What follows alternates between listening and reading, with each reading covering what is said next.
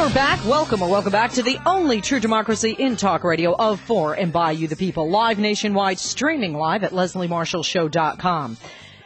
As you probably know, I'm married into a Pakistani family. I've adopted a child from Pakistan. I've lived in Pakistan, and I feel such a strong connection to that country and to those people. Many of you are not in my position, have seen Pakistan in the news day in and day out, and we certainly will continue to. Tonight, I've invited a very distinguished member of the Pakistani community here in the United States and in Pakistan. I had the extreme pleasure of meeting him and having a nice chat with him regarding Pakistan and the United States. He is founder and president of a 25-year-old manufacturing company called Ledtronics. They make thousands of major energy-reducing, environmentally friendly LED products for 80% of Fortune 500 companies like GE, IBM, and the U.S. government. But that's not what I have him on for. Our guest is founding director of NCHD PHDF. It is the largest national universal primary education, adult literacy, and basic mother and child health program in the country of Pakistan. He is also a community activist and does political advocacy for Pakistan as founding director of PAL-C in Washington, D.C. The Leslie Marshall Show is friends of that organization, and it is more than a pleasure. Well, I'll tell you more about our guest to introduce Mr. Pervaiz Lodhie. Mr. Lodhie, thank you for joining us. It's a pleasure to have you on my program after meeting you on Sunday, in the midst of President Clinton. Good evening, and thank you for joining us. Good evening. Thank you for inviting me, Leslie. Mr. Lodhie, before we tackle some of the bigger things, let's start talking about your organization that you're the founding director of. I've just mentioned it's the largest national universal primary education, adult literacy, and basic mother and child health program in Pakistan. Tell us a little bit about that. Yeah, this was an initiative that in 2002, President Musharraf wanted to really attack poverty on a big scale in Pakistan, especially in the villages. And he basically approached various people and then found a Dr. Naseem Ashraf in Maryland who had done a similar program in the Frontier Province under a different name, and he said, I want you to start this program of child education and adult literacy and basic health in Pakistan in all the villages, and gave him the assignment. And he says, for every dollar you have donated by somebody, I'm going to have the government of Pakistan put $5 on it, So this was a fantastic public-private relationship opportunity of its unique kind, and that just took off in 2002.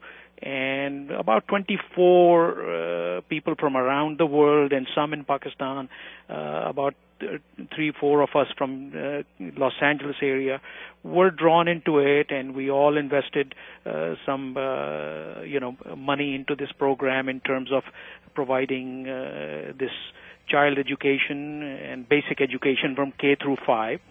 And Mr. Lodhie, hold on one second. We got to take a quick break, but we'll come back. We'll continue that, and I want to get to some of these hot issues that are going on between the United States and Pakistan right now as we speak. And this NCHD program in the first 6 years just worked in a tremendous way of bringing education to several million children, at the same time several million adults, and several million of the mother and child treatment of preventive health maintenance type stuff. And the new government the new democratic government that came in was not very sure as to this program's background and anything. So they pretty much wanted to possibly discontinue the program.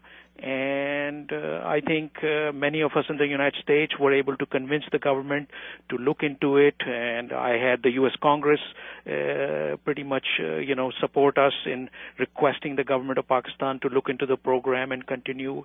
It was almost 20,000 schools, 80,000 teachers that suddenly their jobs came to an end almost July last year. But then, fortunately, the new government of President Zardari had the wisdom to assign a special team to investigate this program, and within 6 to 9 months, there was a committee that was looking after this program in all 4 provinces, 118 districts of Pakistan. And they were totally amazed that this was probably the main program that was not only functioning, but actually making a difference in the lives of these poor villages all across Pakistan.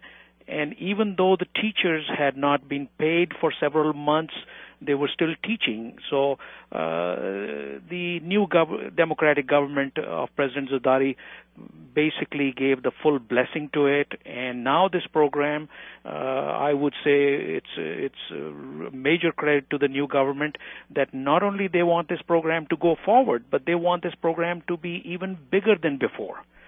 So this is a public-private program where the private sector, which is the philanthropists from around the world, simply manage and use best practices and oversee the transparency of the program, make sure the program works for a long-lasting, sustainable way. So we are all very excited that this is the way to fight terrorism in a country which really doesn't have many other hopes going, Absolutely. I know that we had kind of talked off there via email, and my producer did with you, about some of the hot button issues. And certainly the Pakistan's U.S.-backed government, being questioned today, why the powerful military publicly criticized that billion-dollar American aid bill, and certainly how tensions were highlighted in the country as the army in Pakistan is preparing for that expected offensive against the Taliban and the Al-Qaeda groups along the border with Afghanistan. Right. I would like you to address some of those hot-button issues with us tonight. One of the things I like, and I found when I met you and we spoke on Sunday, you have guts, and you will often say things that maybe other people think, but maybe aren't brave enough to say. So feel free to be candid and as brave as you want. There's no judgment here.